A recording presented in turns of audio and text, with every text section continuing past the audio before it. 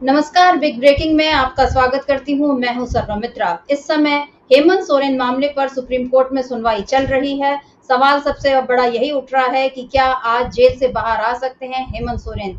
जी हां, आपको बता दें कि हेमंत सोरेन का जमीन घोटाले मामले पर उन्हें 31 जनवरी को गिरफ्तार किया गया था। उसके बाद से हेमंत सोरेन लगातार सलाखों के पीछे हैं, लेकिन इसी बीच जो लोकसभा चुनाव हो रहे हैं उसको लेकर भी सरगर्मियां तेज हैं। इस बीच अरविंद केजरीवाल को जिस तरह से जमानत मिली, जिस तरह से संजय सिंह को जमानत मिली, ये लोग शराब घोटाला मामले में आरोपी हैं और ईडी ने इनको भी हिरासत में लिया था।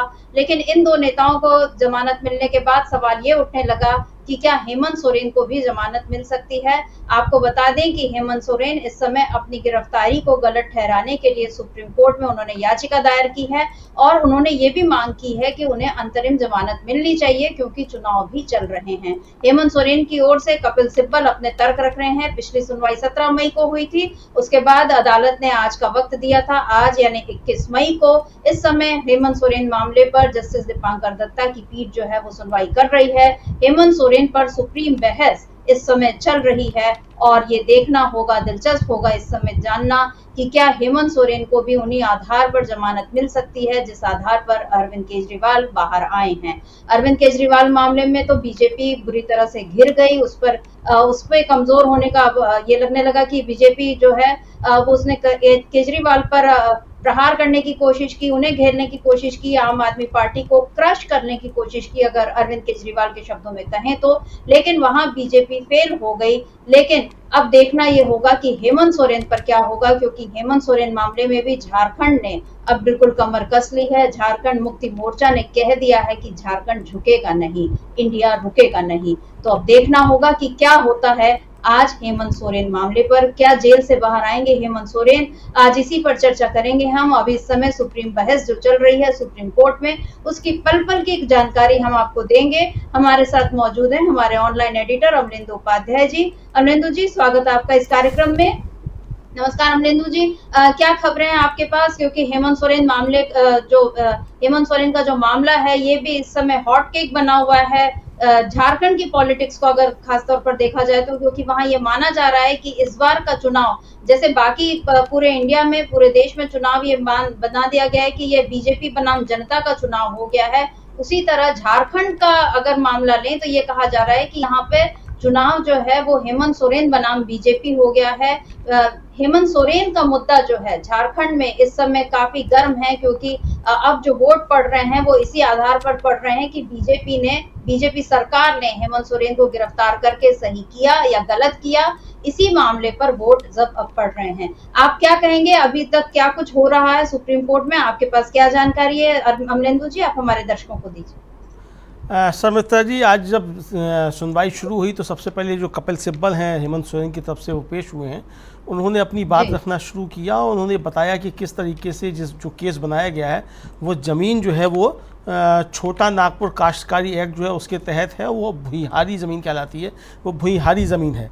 तो इस ज़मीन का ना तो कोई बेनामा हो सकता है, ना इसकी कोई रजिस्ट्री हो सकती है और ना इसका कोई हस्तांतरण हो सकता है, और इस पर हेमंत सोरेन का कोई कब्जा भी नहीं है, हेमंत सोरेन का इसमें कोई नाम भी नहीं है। तो ये सारी बातें उन्होंने बताई कि, और ये है कि ये भूखंड जो 12 भूखंड हैं 76 से लेकर 86 तक रजिस्टर में जो गैर आदिवासियों को दर्ज किए गए। सिब्बल ने बताया कि मैं उस समय 4 साल का था, यानी हेमंत सोरेन उस समय 4 साल के थे, सन 75 में पैदा हुए, तो इसलिए इससे उनका कोई लेना देना नहीं है। सिब्बल ने कहा कि आरोप यह है कि 2009-10 में मैंने ज़मीन पर जबरन कब्जा कर लिया और 20 अप्रैल 2023 को मेरे खिलाफ कार्रवाई की गई।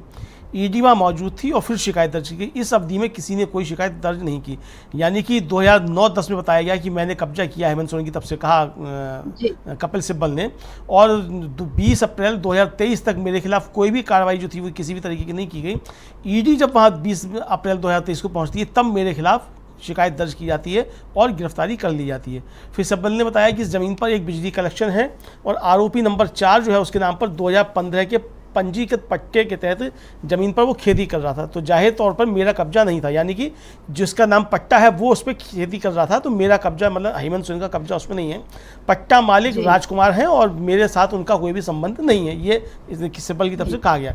फिर सिब्बल ने कहा कि ईडी ने 20 अप्रैल 2023 को इस ज़मीन पर गई और उसने पाया कि एक भानु प्रसाद उप निरीक्षक के रूप में जो भानु हैं, उन्होंने उस पूरे क्षेत्र के 11 टंक एकत्रित किए। सिब्बल ने शिकायतकर्ताओं के नाम बताए जिनमें बैजनाथ मुंडा और श्यामलाल पहचान शामिल हैं। सिब्बल ने कहा कि उन्होंने इस ज़मीन के मालिक होने का दावा किया। फिर सिब्बल ने बताया कि यह भुइयारी ज़मीन है। जहाँ तक मुंडा और पाहन के दावे की बात है तो उनके स्वामित्व का दावा विवादित लगता है। मामला बेनामी प्रतीत हो रहा है। ईडी कोई जांच एजेंसी नहीं है, यानी कि समिता जी की जो बैजनाथ मुंडा और श्यामलाल पहवान जो हैं, पाहन जो हैं, जिन्होंने इसमें शिकायत की थी, उन्होंने ये कहा था कि ये ज़मीन उनके नाम है, वो इसके मालिक हैं और ये किसी ने अपने नाम कर ली है। तो इस पर सिब्बल ने कहा कि एक तो उनके दावे के कोई साक्ष्य नहीं है कि उनका स्वामित्व उस पर है, तो विवादित लगता है। दूसरा कि ये बेनामी प्रतीत होता है। फिर ये ईडी कोई जांच एजेंसी नहीं है, और दूसरा ये कि अगर ये कोई मामला है भी तो ये एक दीवानी विवाद है, यानी ये सिविल सूट है एक, तो इस सिविल सूट जाकर के बनेगा, इसमें ईडी की कोई इसमें दखलंदाजी नहीं हो सकती। यानी ये किसका उस ज़मीन पर कब्जा है, किसके नाम ज़मीन है, ये एक दीवानी विवाद है और ये इसमें फिर जाके हो सकता है। अभी समिता जी जिस दिन इनकी हेमंत सोरेन की पिछली सुनवाई थी, उससे 3 दिन पहले ही ईडी ने ही वहाँ 3 जो बेनामा लेखक होते हैं उनको वहाँ गिरफ्तार किया और उनको उनके ऊपर आरोप ये है कि उन्होंने कागजों में हेरफेर करके गलत नाम जो थे वो दर्ज किए। यानी कि ईडी की अगर वो गिरफ्तारी को मान लिया जाए, ये मतलब ये मैं अपनी तरफ से बता रहा हूँ पिछली रिकॉल करते हुए, कि अगर ये मान लिया जाए तो ईडी खुद स्वीकार कर रही है कि उसने लोगों को गिरफ्तार किया और उन्होंने उसमें हेराफेरी की। तो अगर इस केस में कोई बनता भी तो वो 3 लोग बनते हैं जिन्होंने ज़मीन के कागजात में हेराफेरी की, जो कि रजिस्ट्री लेखक थे या लेखपाल थे, जो भी हो सकते हैं, उनके हो सकते हैं। फिर एएसजी जो इसमें बीच में टपके मतलब उन्होंने कहा कि ये ऐसा नहीं कह सकते कि विवादित नहीं है, वह मेरे मुंह में शब्द क्यों डाल रहे हैं। तो जस्टिस दत्ता ने फिर उनको रोका कि हम आपके पास सुनेंगे, थोड़ा धीरज रखिए। सिब्बल ने कहा कि रिकॉर्ड में कोई भी हेराफेरी नहीं की गई है। उनका कहना है कि उन्होंने रिकॉर्ड जब्त कर लिया। अगर रिकॉर्ड जब्त नहीं किया होता तो हेमंत सोरेन का नाम जुड़ गया होता, कैसे भगवान ही जानता। ये अभियोजन की शिकायत है जिसमें पढ़ रहा हूँ। मतलब सिब्बल ने बताया कि ईडी का जो है वो तर्क ये है कि साहब उन्होंने इस पे रिकॉर्ड को जब्त कर लिया। अगर वो रिकॉर्ड जब्त नहीं करते तो हेमंत सोरेन का इसमें नाम जुड़ जाता। अब यहाँ सिब्बल ये सवाल पूछ रहे हैं कि भाई ये इनके पास कौन सी ऐसी दिव्य शक्ति है जिससे इन्होंने ये पहचान लिया कि अगर ये रिकॉर्ड जब्त नहीं करते तो इसमें सिब्बल मतलब इसमें हेमंत सोरेन का नाम जुड़ जाता। यानी कि अपनी शिकायत में भी ईडी ये स्वीकार कर रही कि हेमंत सोरेन का नाम उस ज़मीन पर नहीं जुड़ा हुआ है, चूंकि आप कह रहे हैं कि आपने रिकॉर्ड जब्त कर लिए। अगर रिकॉर्ड जब्त नहीं किए होते तो हेमंत सोरेन का नाम जुड़ जाता। वो जुड़ता कि नहीं जुड़ता वो अलग का मसला है। सवाल ये कि आपने जब रिकॉर्ड जब्त किए उस समय हेमंत सोरेन का उसमें नाम नहीं था। फिर सिब्बल ने कहा कि वे सर्वेक्षण करते हैं और धारा 50 के तहत उन लोगों के बयान करते हैं जो कहते हैं कि ये हेमंत सोरेन का है। अवैध कब्जा कब, क्या, किस वर्ष, कौन आया, क्या आया, कोई सबूत नहीं है, सिर्फ मौखिक साक्ष्य, कोई कब्जा इस पर नहीं है। फिर सिब्बल ने कहा कि 21 और 24 अप्रैल को एक सर्किल अफसर समेत अन्य के बयान दर्ज किए गए। ये वही लोग हैं जिनके नाम 1976 और से लेकर 86 के बीच रजिस्टरों में दर्ज हैं। गैर आदिवासी लोग हैं, उन्हें आरोपी बनाया जाना चाहिए था। ये सिब्बल कहने के भी जो गैर आदिवासी लोग हैं जिनके नाम इसमें दर्ज किए गए, तो इनको आरोपी बनाया जाना चाहिए था, बजाय इसके कि हेमंत सोरेन को उसमें आरोपी बनाया जाए। जस्टिस दत्ता ने कहा कि इस पर दखलंदाजी करते हुए कहा नहीं, इससे पहले एएसजी बोले कि ये ऐसे बहस कर रहे हैं जैसे कोई ये मुकदमे की सुनवाई चल रही हो। तो एएसजी ने की बात को काटते हुए फिर जस्टिस दत्ता ने कहा कि जब मामला आखिरी बार मेरे और जस्टिस खन्ना के सामने सूचीबद्ध किया गया था तो हमने राय की थी कि प्रथम दृष्टया संतुष्टि होनी चाहिए। यानी कि उन्होंने कहा कि सिब्बल साहब जो तर्क रख रहे हैं वो हमारी संतुष्टि के लिए तर्क रख रहे हैं, पूरा केस क्या है हमें ये समझने के लिए। इस पर फिर एएसजी ने कहा कि एक बात बता दूं कि माननीय न्यायालय ने उनके खिलाफ संज्ञान लिया है। यहाँ यही अंतर है, धारा 45 के अंतर्गत जमानत दायर की गई और खारिज कर दी गई। चुनाव की घोषणा के कुछ दिन बाद भी उन्हें गिरफ्तार नहीं किया गया। फिर एएसजी ने कहा कि यदि गिरफ्तारी के चरण में सभी कागजात की जांच की जाती है तो इसका कोई अंत नहीं होगा। यानी वो कह रहे हैं कि गिरफ्तारी करते समय हम सारे कागजात की जांच कर लेंगे तो फिर इसका कोई अंत ही नहीं होगा, हम तो कागज की जांच करते रह जाएंगे। मतलब आप बिना कागजों की जांच किए हुए आप जब चाहें किसी को गिरफ्तार कर लेते हैं, ये छूट जो है वो ईडी चाहती है समिति। जस्टिस दत्ता ने फिर सिब्बल से कहा कि उन्हें सिब्बल ने कुछ टोकने की कोशिश की, तो जस्टिस दत्ता ने फिर कहा कपिल सिब्बल से कि उन्हें जो प्रारंभिक आपत्तियां वो करने दीजिए। सिब्बल ने कहा कि ये कोई बात नहीं है। फिर एएसजी ने कहा कि सोरेन के खिलाफ प्रथम दृष्टया मामला पाते हुए विशेष अदालत ने संज्ञान लिया है। अभियोजन शिकायत में उनका नाम शामिल था। उस संज्ञान आदेश को चुनौती नहीं दी गई। एएसजी ने संज्ञान के पहलू पर न्यायिक मिसालों का हवाला दिया। फिर एएसजी ने बताया कि केजरीवाल के मामले में ऐसा नहीं था, कोर्ट ने प्रक्रिया जारी कर दी है। प्रथम दृष्टया कोर्ट ये आश्वस्त हो गया है कि अपराध घटित हुआ है। उनके मुंह से यह कहना झूठ है कि अपराध नहीं किया गया है। जमानत याचिका खारिज हो चुकी है। फिर एएसजी ने कहा कि 15 अप्रैल 2014 को उन्होंने जमानत याचिका दायर की, 13 मई 2024 को खारिज कर दी गई, यही आधार लिया गया है। जस्टिस दत्ता ने फिर सिब्बल से पूछा कि आपकी रिट 3 मई को खारिज कर दी गई थी, जब फैसला लंबित था तब आपने जमानत के लिए आवेदन किया था, क्या आपने उच्च न्यायालय से इसकी औपचारिक अनुमति ली थी? सिब्बल ने कहा कि हमने याचिका पर बिना किसी पूर्वाग्रह के बात की है। फिर एसजी ने कहा कि पीएमएलए के तहत केवल कब्जा ही पर्याप्त है, स्वामित्व की आवश्यकता नहीं है। यानी पीएमएलए एक्ट में अगर आपका कब्जा है किसी जमीन पे वही काफ़ी है, ये सिब्बल ने ये एएसजी बता रहे हैं। आप उसके मालिक हैं या नहीं इसकी कोई ज़रूरत नहीं है। फिर एएसजी ने कहा कि नोटिस जारी होने के बाद उन्होंने मूल भूमि मालिकों में से एक से संपर्क किया और स्थिति को पलटने की कोशिश की। छेड़छाड़ का सिलसिला चल पड़ा है, उनकी एक समान सीमा क्यों होगी? ट्रायल कोर्ट ने इन सभी पर विचार किया है।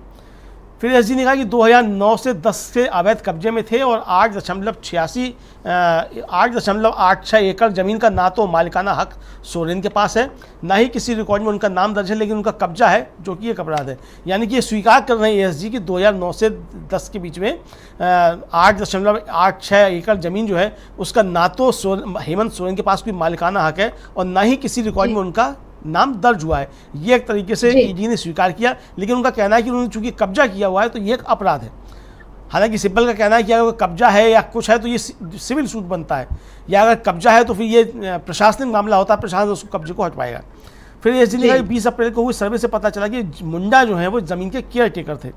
सिब्बल ने पूछा कि क्या ये योग्यता के आधार पर, क्या ये मेरिट के आधार पर बहस कर रहे हैं?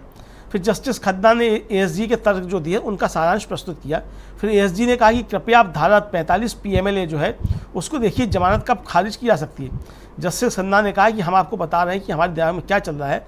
आपने हाईकोर्ट के समक्ष रिट राय की, एसजी इसके बाद के घटनाक्रमों का हवाला देते हैं और संज्ञान आदेश को चुनौती नहीं दी गई, ये एसजी का कहना था। इस पर दत्ता ने कहा कि अगर हम गिरफ्तारी को अवैध मानते हैं तो इन 2 आदेशों का क्या होगा? सिब्बल ने कहा कि वो निरस्त हो जाएंगे। तो जस्टिस दत्ता ने पूछा कि वे क्यों निरस्त हो जाएंगे? न्यायिक जांच के निष्कर्ष हैं जिनको चुनौती नहीं दी गई। सिब्बल ने कहा कि ये चुनौती धारा 19 पीएमएलए के तहत है। कानूनी तौर पर संपत्ति पर अवैध कब्जा कोई अनुसूचित अपराध नहीं है। पीएमएलए में कैसे झूठ बोलता है? विधेय अपराध जालसाजी है जिसमें मैं शामिल नहीं हूँ। जस्टिस दत्ता ने कहा कि अंतरिम आदेश नहीं हो सकता।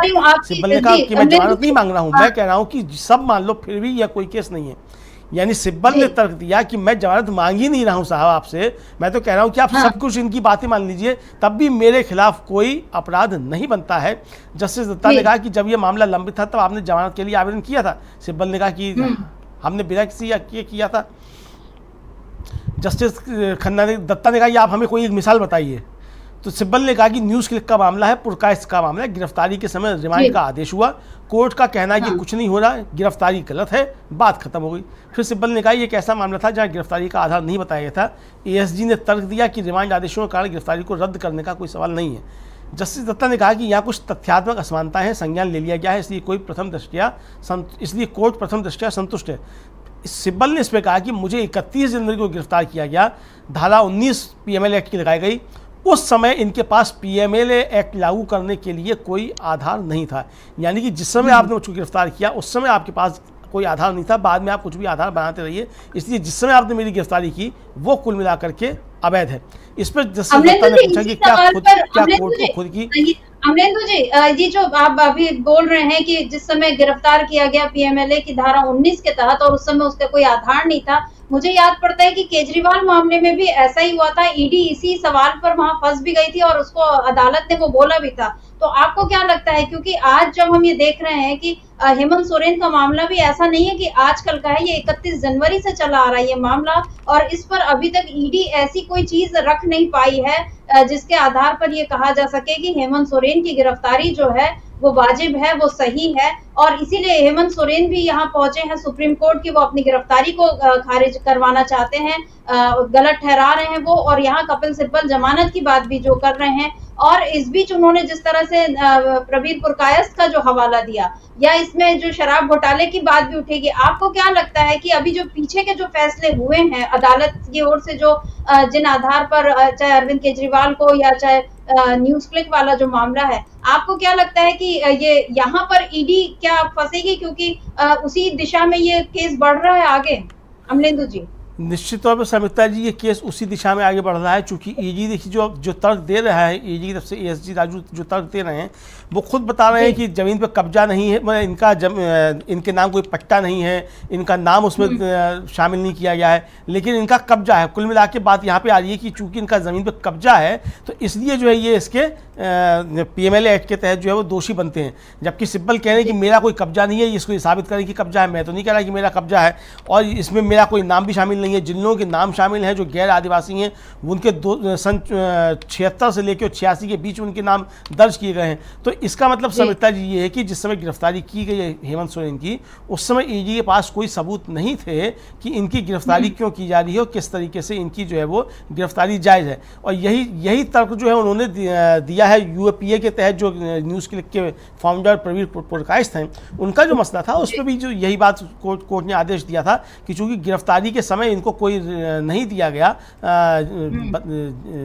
कि आपको क्यों गिरफ्तार किया जा रहा है, लिखित में कुछ नहीं बताया गया, इसलिए गिरफ्तारी जो वो अवैध बनती है। तो यहाँ समिता जी निश्चित तौर पे ये मामला जो है इसी तरफ बढ़ता हुआ दिख रहा है कि यहाँ भी ईडी ने जो अपने तर्क प्रस्तुत किए हैं, उन तर्कों में ऐसा कहीं कुछ नहीं है कि ये बताया जा सके कि जिस समय गिरफ्तारी की गई उस समय हेमंत सोरेन जो थे वो इस ज़मीन के मालिक थे, या हेमंत सोरेन ने इसमें कोई भ्रष्टाचार किया, इस तरीके का कोई सबूत एक तरीके से नहीं है। और जैसा कि सिब्बल ने कहा समिता जी, निश्चित तौर पर वह सही है कि अगर कोई मान लीजिए मालिकाना हक को लेकर के विवाद है, कि जैसे बताया कि एक जो पाहवान और कौन मुंडा जो है वो कह रहे हैं कि वो ज़मीन के मालिक हैं, तो ये ज़मीन के मालिकाना हक का विवाद है, तो उसमें ईडी कहाँ से आ गई? ये सिविल कोर्ट तय करेगा किसका हक है किसका नहीं है। सिविल कोर्ट में मुकदमा चलेगा तो वहाँ जाए जिसका भी अपना दावा पेश करना, जिसके पास अपने कागजात हैं।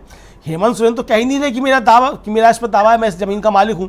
तो जब हेमंत सोरेन कह ही नहीं रहे कि मैं इस ज़मीन का मालिक हूँ, और इसका कब्जा मेरे पास है, तो ये जिनके बीच कब्जे की लड़ाई वो सिविल कोर्ट में जाए, वहाँ जाके मुकदमा चलेगा, मैं इसमें कहाँ से दोषी बन जाता हूँ। तो कुल मिलाकर समिता जी बात यही है कि अभी जो है वो ईडी के पास कोई सबूत नहीं है कि हेमंत सोरेन इसमें कहीं से कोई दोषी होते हैं। समिता जी जी जी जी बिल्कुल, क्योंकि यहाँ कपिल सिब्बल ने जिस तरह से प्रवीर पुरकायस्थ का जो उदाहरण दिया, क्योंकि जब ये जस्टिस दत्ता ने उनसे पूछा था कि आप हमको कोई ऐसा उदाहरण बताइए, न्यायिक उदाहरण जो हाल में अभी ऐसा हुआ है जिसमें सेक्शन 45 जो है वो अप्लाई नहीं होता सेक्शन 19 के आधार पर, तब फिर उन्होंने ये न्यूज क्लिक केस का हवाला दिया और उन्होंने कहा कि अरेस्ट के बाद जो रिमांड ऑर्डर था और उसमें कोर्ट ने ये पाया कि कुछ नहीं था और अरेस्ट जो है वो गलत चीज थी, यानी अरेस्ट इज बैड और एंड ऑफ द मैटर। यानी यहाँ पर उन्होंने प्रवीर पुरकायस्थ का जो मामला यहाँ पर उठाया है। और इसके बाद अमलेंदु जी यहाँ पर ये भी है कि जब एएसडी ये भी बोलने लगे कि most of the grounds are similar to what were placed before the court, यानी यहाँ पर वो अरविंद केजरीवाल मामले को भी उठाना चाह रहे थे एएसडी, मतलब उसका उदाहरण दे रहे थे। तो सिब्बल ने यहाँ पर उनको रोक दिया कि there is a difference between Kejriwal and Soren's case, यानी दोनों मामलों में अलग अलग चीजें हैं यहाँ पर। क्योंकि बात वही है कि यहाँ तो दीवानी मामला बन रहा है, यहाँ पर ये मतलब यहाँ पर मनी लॉन्ड्रिंग का उस तरह से नहीं, क्योंकि ये तो जमीन पर मालिकाना हक की बात है और जिस पर हेमंत सोरेन ये कह रहे हैं कि मैंने तो कोई कब्जा मेरा है ही नहीं। लेकिन और जिन लोगों को आप बता रहे हैं कि जो वहां जिनका कब्जा है या जो वहां के मालिक हैं, आप उन पर बात करिए। लेकिन यहाँ पर ईडी लग रहा है कि वो किसी न किसी तरह उनको वो हेमंत सोरेन को गलत ठहराना चाह रही है। और जब सिब्बल उन्होंने ये कहा कि केजरीवाल और सोरेन के केस में फर्क है, तो एएसजी और एसजी मेहता, यानी वहां पर न केवल एएसजी राजू है बल्कि तुषार मेहता भी हैं अदालत में, और उन दोनों ने टोक दिया।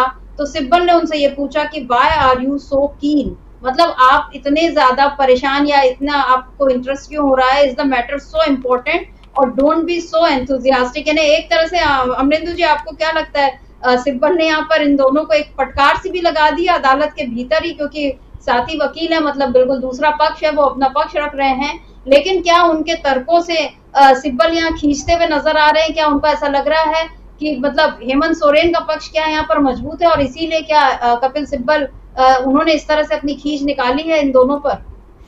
निश्चित तौर पर समिता जी जो जिस तरीके से सिब्बल ने तर्क रखे हैं, उन तर्कों से साफ तौर पे लगता है कि ये मतलब उनका पक्ष मजबूत है काफ़ी, और ईडी का पक्ष जो है जी। काफ़ी ज़्यादा कमज़ोर है, क्योंकि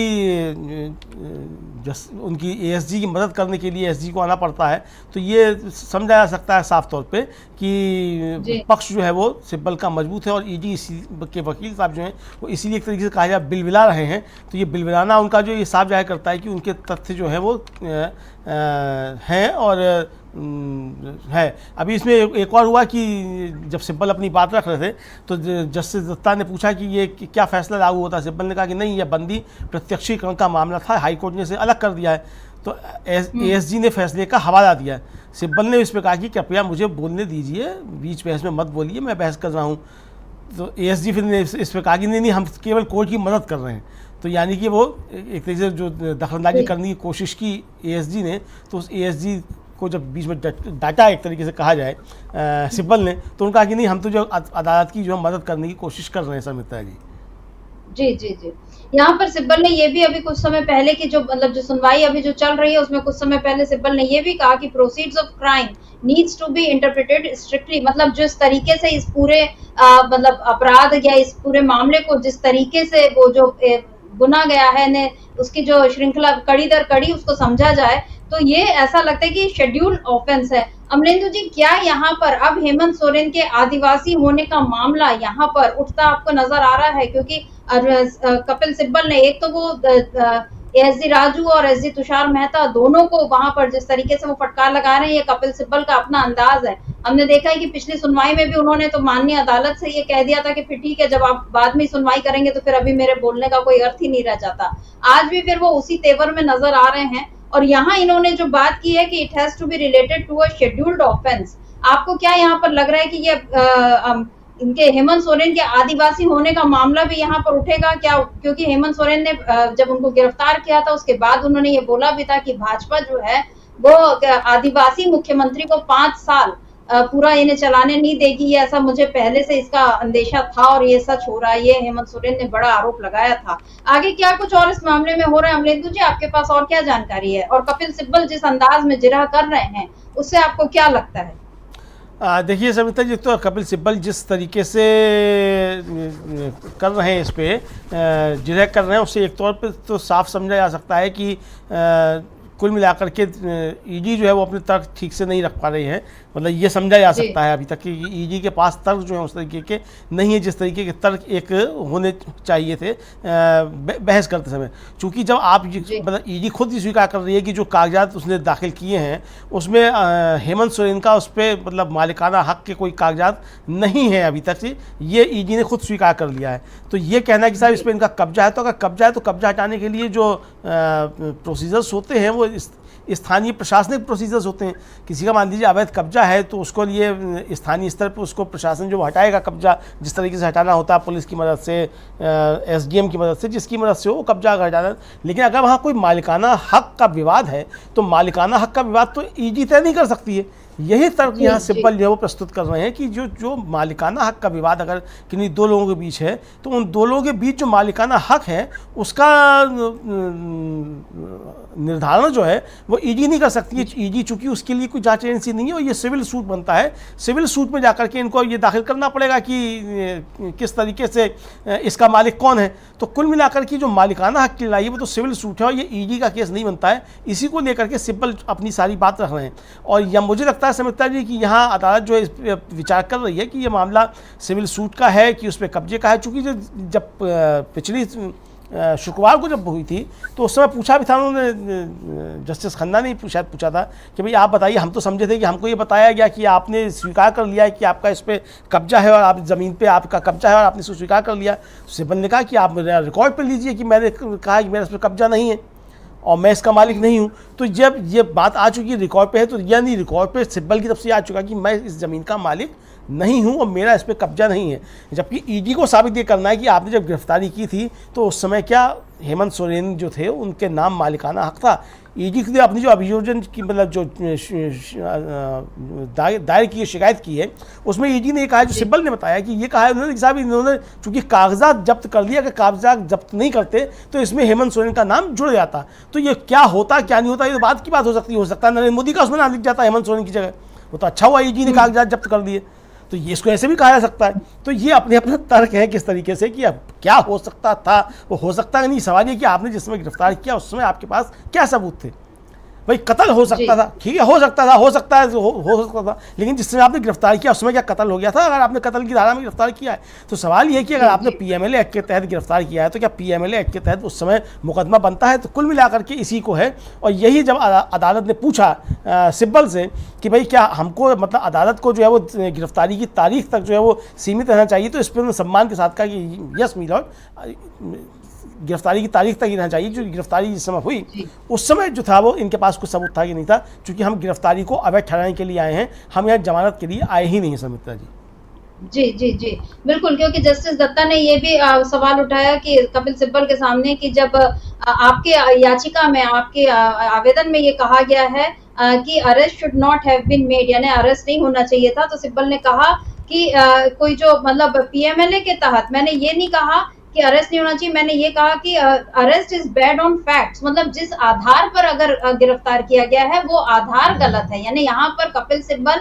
ईडी को मतलब ये वो एक और मतलब बात को कैसे घुमा के बोला जाता है, यहाँ पर कपिल सिब्बल ने वो खेल खेला है, क्योंकि वो सीधे ये नहीं बोल रहे कि गिरफ्तारी गलत है, उन्होंने यहाँ पर ईडी को कटघरे में खड़ा कर दिया कि जिस तरीके से पीएमएलए के उसके तहत गिरफ्तार किया गया है वो आधार ही गलत है। यानी दोनों बातें यहाँ पर कपिल सिब्बल की हो गई कि वो ये भी बोल रहे हैं कि गिरफ्तारी गलत है, और यहाँ उन्होंने ये भी बता दिया कि ईडी ने जिस तरीके से गिरफ्तार किया वो भी गलत है, क्योंकि आधार उसके सही नहीं है। सिब्बल ने ये भी कहा कि there is nothing to show Bhanu Prasad share the property details with Soren. यानी यहाँ पर जो आप बात कह रहे हैं कि उन्होंने तो कभी ये बात मानी ही नहीं कि हमारा उस पर कब्जा है, और यहाँ पर कपिल सिब्बल भी यही कह रहे हैं कि जो भानु प्रसाद है उन्होंने कभी प्रॉपर्टी के डिटेल जो है वो सोरेन के साथ शेयर नहीं किए हैं। तो यहाँ पर हम आपको बता दें कि हेमंत सोरेन का जिस भूमि घोटाले पर उनको गिरफ्तार किया गया 31 जनवरी को, और अब ये बहस जो एक दिलचस्प मोड़ पर आ पहुंची है, क्योंकि यहाँ पर अब बात यही उठ रही है कि जिस भूमि को आधार बनाकर जिस पर मनी लॉन्ड्रिंग की बात की जा रही है, हेमंत सोरेन का उस पर कोई कब्जा नहीं है, ये बात अब कोर्ट में जाहिर हो रही है। और यहाँ पर कपिल सिब्बल उसी बात को कोर्ट के सामने रखते आ रहे हैं। और यहाँ पर और क्या कुछ हो रहा है अमलेंदु जी, आपके पास कोई ताजा अपडेट इस सुनवाई का, इस बहस का? जी हाँ समिता जी, निश्चित तौर पे है। और जस्टिस दत्ता ने पूछा सिब्बल से कि क्या राहुल मोदी का मामला जो है उसमें ये तर्क लागू नहीं होता है? तो यहाँ यह बंदी प्रत्यक्षीकरण नहीं है, लेकिन आप अवैध हिरासत में हैं और संज्ञान लेने के आपके खिलाफ जो आरोप हैं उसके न्यायिक आदेश संज्ञान लेने के हैं।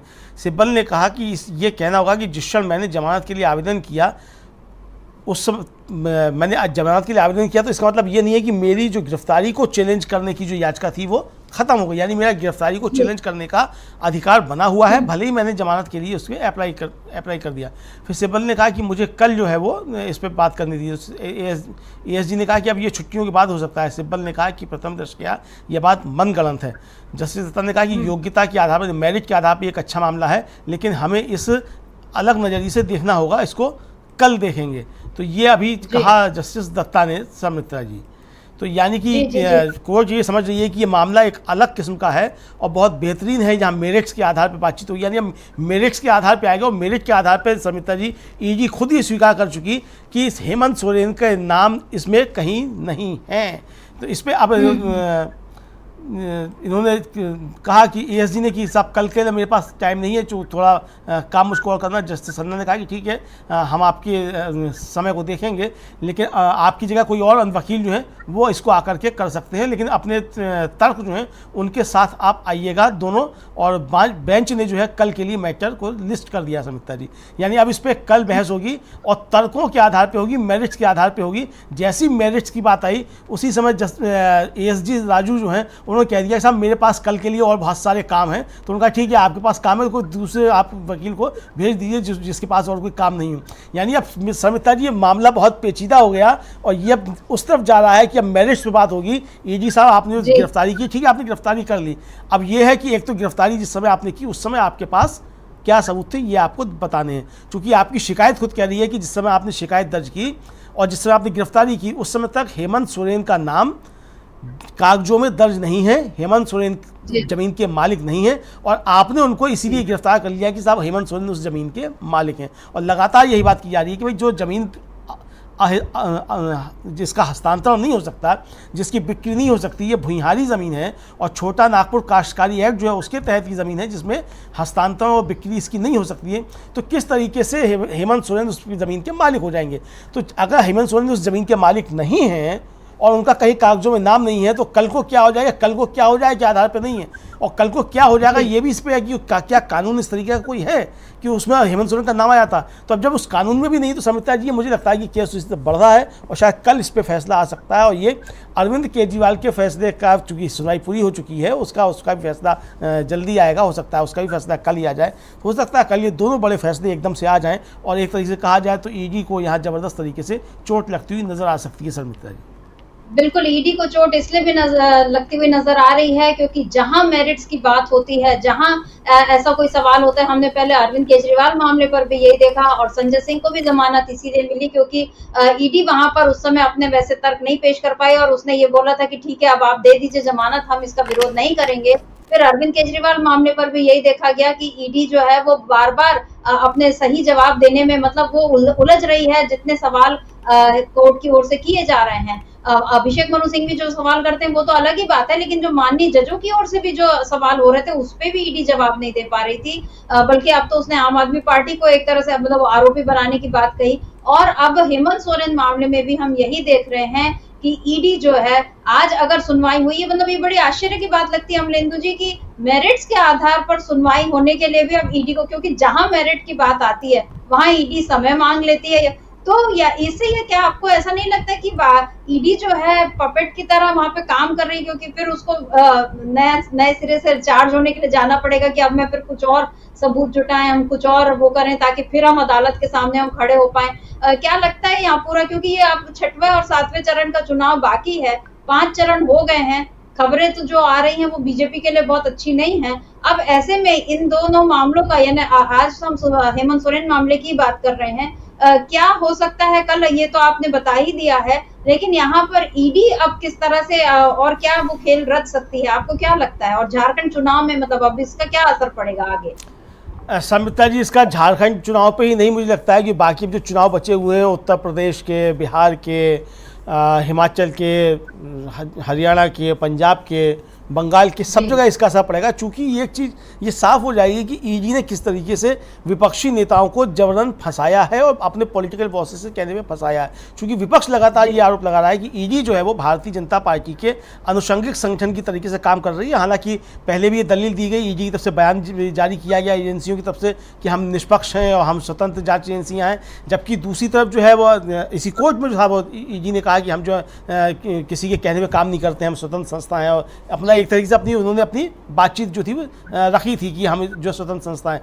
लेकिन समिता जी जिस तरीके के आरोप लगते रहते हैं और जिस तरीके से देखा जा सकता है उसमें साफ तौर पे ये है कि ईडी निश्चित तौर पे भारतीय जनता पार्टी के अनुषंगिक संगठन की तरीके से काम करती है। ये विपक्ष के आरोप कहीं ना कहीं जाकर के आम जनमानस को सच लगते हैं जिस तरीके की चीज़ें सामने आ रहे हैं। अरविंद केजरीवाल के केस के मामले में भी समिता जी जिस तरीके से लंबी सुनवाई चली 5 दिन तक और ईडी अपनी तरफ से ये नहीं बता पाई कि उसने 1 रुपया भी बरामद किया है अरविंद केजरीवाल से कि नहीं किया है, मनी ट्रेल कोई है कि नहीं है, ये ईडी जो थी वो नहीं बता पाई। इसी तरीके से हेमंत सोरेन के मामले में भी ईडी अभी तक ये नहीं बता पाई कि भाई उस जमीन में का मालिकाना हक जो है वो हेमंत सोरेन के पास है कि नहीं है, बल्कि आपकी शिकायत खुद कह रही है कि हमने रिकॉर्ड चूंकि जब्त कर लिए, अगर हम रिकॉर्ड जब्त नहीं करते तो इनका नाम आया था। यानी आप एक कल्पना कर रहे हैं कि अगर हम रिकॉर्ड जब्त नहीं करते तो इसमें इनका नाम जुड़ जाता, लेकिन नाम नहीं जुड़ा है, इसका मतलब आपने एक तरह से स्वीकार कर लिया। तो जब हेमंत सोरेन का नाम उसमें नहीं जुड़ा हुआ है, वो उसके ज़मीन के मालिक नहीं हैं, उस ज़मीन के मालिकाना हक को लेकर के किन्हीं 2 लोगों के बीच में विवाद है, हेमंत सोरेन तीसरे इसमें बीच में कहाँ से आ गए? अगर मान लीजिए मेरा और किसी और दूसरे व्यक्ति का कोई ज़मीन के मालिकाना हक को लेकर के विवाद है तो हम दीवानी मुकदमा करेंगे कि मेरा ये हक है, मेरे दादा परदादा के पास से ज़मीन मुझको मिली है, मेरे पास ये कागजात हैं, ये रिकॉर्ड्स हैं, उसकी जांच की जाएगी, वो मुकदमा वहाँ चलेगा। लेकिन तीसरा व्यक्ति अगर उसमें बीच में आ जाएगा और उसमें वो कहे भी नहीं कि मेरा उसमें है, तो उसके ऊपर मुकदमा कैसे बन जाएगा? तो यही ये कुल मिला के आ रहा है कि जब हेमंत सोरेन उस विवाद में नहीं है, उस ज़मीन के मालिकाना हक को लेकर के जो विवाद है उसमें भी वो कोई पार्टी नहीं है, तो किस तरीके से हेमंत सोरेन जो है वो इसमें ईडी ने गिरफ्तार कर दिया। कुल मिला के समिता जी दोनों ही मामलों में मुझे लगता है ईडी की ज़बरदस्त तरीके से हार होने जा रही है और दोनों ही मामले मुझे लगता है समिता जी एक लैंडमार्क जजमेंट बनेंगे कि ईडी किन किन तरीके से गिरफ्तारी कर सकती है, चूँकि जो अरविंद केजरीवाल वाला मामला है उसमें तो सुप्रीम कोर्ट ने बाकायदा कहा कि ये इसमें काफ़ी ज़्यादा कानूनी चीज़ें आ गई हैं और इस पर हमको गंभीर तरीके से विचार करना पड़ेगा, और इसलिए लगातार 5 दिन तक उस मामले में बहस चली। यहाँ भी सर मित्रा जी जो जिस तरीके से बहस चली है और आज कपिल सिब्बल ने जो तर्क रखे हैं उसमें भी साफ तौर पर समझा जा सकता है कि ये भी एक लैंडमार्क जजमेंट बनने जा रहा है कि ईडी ने गिरफ्तार कर लिया, लेकिन गिरफ्तारी के समय आपके पास कोई चीज़ नहीं है जिसके आधार पे आपने गिरफ्तार किया। तो ये कुल मिलाकर के ईडी के लिए एक सेटबैक हो सकता है और इसका निश्चित तौर पे चुनावों में ज़बरदस्त तरीके से असर पड़ेगा। आज सुबह ही अरविंद केजरीवाल ने एक प्रेस कॉन्फ्रेंस की है और उन्होंने कहा है कि 350 सीटें जीत करके वो 300 सीटें जीत करके इंडिया गठबंधन सरकार बनाने जा रहा है। तो यानी कि आत्मविश्वास जिस तरीके से विपक्ष के लोगों के अंदर आ रहा है, उधर अखिलेश यादव ने दावा कर दिया है कि उत्तर प्रदेश में हम 79 सीटें जीतने जा रहे हैं और 80 भी जो क्योटो की सीट है उस पर मुकाबला है, लेकिन वो भी सीट हार सकती है क्योंकि वहाँ के लोग भी जो क्योटो को जो वो देखेंगे कि जो वायदे किए गए थे वो पूरे हुए कि नहीं हुए। तो कुल मिला के समिता जी विपक्ष का मॉरल जो है वो काफ़ी ज़्यादा ऊंचा होगा, भारतीय जनता पार्टी का मॉरल डाउन होगा और 5 चरणों से जो सूचनाएं आ रही हैं उसी में भारतीय जनता पार्टी काफ़ी ज़्यादा पिछड़ती हुई नज़र आ रही है और इसके पिछड़ने के पीछे जो है वो कारण जो अब तक आए हैं वो हैं और इनमें ये दोनों केस जो है शर्मिष्ठा जी ये भी निश्चित तौर पर भारतीय जनता पार्टी के लिए बुरा असर उसके चुनाव अभियान पर डालेंगे। बिल्कुल, चुनाव के बीच इन मामलों का उठना बीजेपी ने ये सोचा होगा कि इससे उसे फायदा होगा, लेकिन हुआ इसका उल्टा। बीजेपी की उम्मीदों पर यहाँ पानी फिरता हुआ दिख रहा है। और अमरिंदु जी, यहाँ पर मैं हेमंत सोरेन की एक बात यहाँ पर याद दिलाना चाहती हूँ। उन्होंने जो अपनी गिरफ्तारी के बाद ये कहा था जब वो विधानसभा आए थे और उन्होंने ये कहा था कि इस राज्य में कितने आदिवासी मुख्यमंत्रियों ने 5 साल पूरे किए। मुझे पता था कि मुझे भी 5 साल पूरे करने में ये रोड़े अटकाएंगे। प्रभु राम की प्राण प्रतिष्ठा हुई 22 जनवरी को, राम राज्य आ गया, पहला कदम बिहार में पड़ा, बेचारा एक पिछड़े वर्ग के व्यक्ति को जाना पड़ा, और दूसरा कदम झारखंड पर पड़ा, एक आदिवासी मुख्यमंत्री को निगलने का प्रयास। चूंकि इस आदिवासी मुख्यमंत्री के शरीर में हड्डियां कुछ अधिक हैं, इसलिए उस हड्डी को निगलने के लिए ईडी उसका डिसेक्शन करने में लगी है ताकि कैसे हम उसको निगल जाएं, लेकिन इतना आसान नहीं है। गलती से गले में फंस गया तो पूरा का पूरा अतड़ी फाड़ के निकलेगा। ये एक जबरदस्त बयान था हेमंत सोरेन का कि अतड़ी फाड़ के निकलेगा। किसकी अतड़ी फटने वाली अमरिंदु जी? क्या मतलब यहाँ पर ईडी की ओर इशारा था या बीजेपी की ओर, या आदिवासी मुख्यमंत्री को किस तरह से हटाया जाए, आदिवासियों को किस तरह से दबाया जाए, उनके अधिकारों को, या अगर वो मुख्य धारा में शामिल होते हैं, वो शक्ति संपन्न होते हैं, सत्ता शक्ति संपन्न होते हैं, तो कैसे सवर्ण तबके को तकलीफ होने लगती है? क्या यहाँ पर हेमंत सोरेन ने उसी तकलीफ का जिक्र किया था अमरिंदु जी? निश्चित तौर पर शर्मिष्ठा जी हेमंत सोरेन ने उसी तकलीफ़ का जिक्र किया था और ये जाहिर सी बात है कि भारतीय जनता पार्टी को आदिवासी और दलितों पिछड़ों से बहुत ज़्यादा तकलीफ़ें होती हैं, अल्पसंख्यकों से भी उनको तकलीफ़ें होती हैं और ये साफ तौर पर समझाया जा सकता है कि भारतीय जनता पार्टी की पूरी वैचारिकी जो है वो कुल मिलाकर के दलितों, पिछड़ों, अल्पसंख्यकों और आदिवासियों के खिलाफ है। और ये निश्चित तौर पर हेमंत सोरेन को जिस तरीके से परेशान किया गया और हेमंत सोरेन को जिस तरीके से ज़बरदस्ती इसमें फंसाया गया, इससे ये साफ तौर पर समझा जा सकता है कि हेमंत सोरेन को इसमें निशाना बनाया गया क्योंकि वो आदिवासी हैं। और देखिए मल्लिकार्जुन खड़गे ने जो है हमारे जो एडिटर इन चीफ हैं राजीव श्रीवास्तव जी, जब उन्होंने उनसे साक्षात्कार लिया तो मल्लिकार्जुन खड़गे ने कहा कि हमें मालूम है कि वहाँ हेमंत सोरेन पर दबाव डाला गया कि आप इंडिया गठबंधन छोड़ के भारतीय जनता पार्टी के साथ शामिल हो जाइए। तो राजीव जी ने पूछा भी कि क्या ये आरोप तो अरविंद केजरीवाल ने भी लगाया है, तो उनके साथ भी इस तरीके हुआ। तो उनका कि नहीं, अरविंद केजरीवाल की बात हम नहीं कह सकते, चूँकि झारखंड में हम सरकार में शामिल हैं तो ये बात हमको वहाँ मालूम है, अरविंद केजरीवाल से भी कहा गया होगा।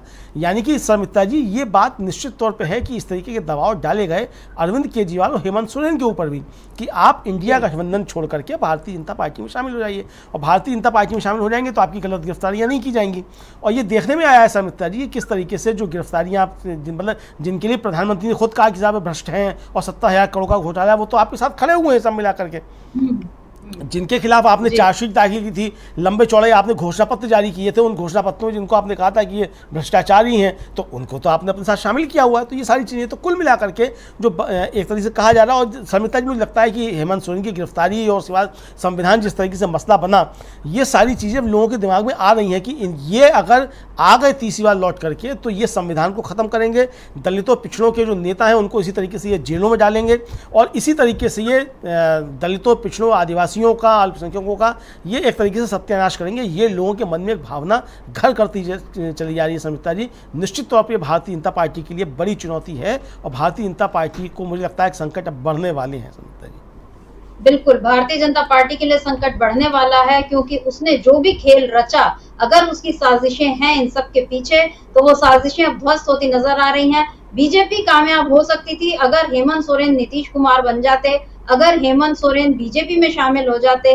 अगर हेमंत सोरेन अगर वो जेल जाते और उसके बाद झारखंड मुक्ति मोर्चा और कांग्रेस का गठबंधन टूट जाता या बीजेपी की सरकार झारखंड में बन जाती, बीजेपी कामयाब हो सकती थी अगर कल्पना सोरेन हेमंत सोरेन का उनकी जगह मोर्चा संभालने के लिए आगे नहीं आती, अगर कल्पना सोरेन घर की चार दीवारी से निकलकर इस तरह राजनीति में, सक्रिय राजनीति में नहीं उतरती और लगातार लोगों को मोटिवेट नहीं करती।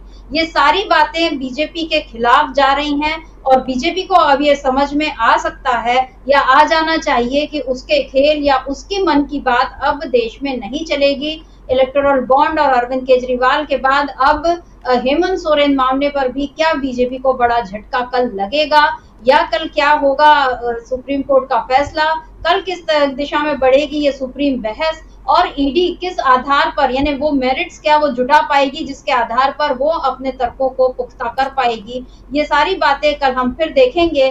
कल फिर इसी तरह बिग ब्रेकिंग में जुटेंगे और चर्चा करेंगे कि हेमंत सोरेन मामले पर आखिर क्या कुछ हो रहा है सुप्रीम कोर्ट में और क्या होगा इन सब का चुनाव पर असर। तो आज हम इस कार्यक्रम को यहीं रोकते हैं क्योंकि सुप्रीम कोर्ट में भी बहस अब कल के लिए स्थगित कर दी गई है। तो अमरेंदु जी, बहुत बहुत शुक्रिया आपका और शुक्रिया आप तमाम दर्शकों का जो हमारे साथ जुड़े और आपने इस कार्यक्रम को ध्यान से देखा, इस चर्चा को ध्यान से सुना। आगे भी बने रहिए डीबी लाइव के साथ क्योंकि अभी बहुत सारे प्रोग्राम लगातार आ रहे हैं।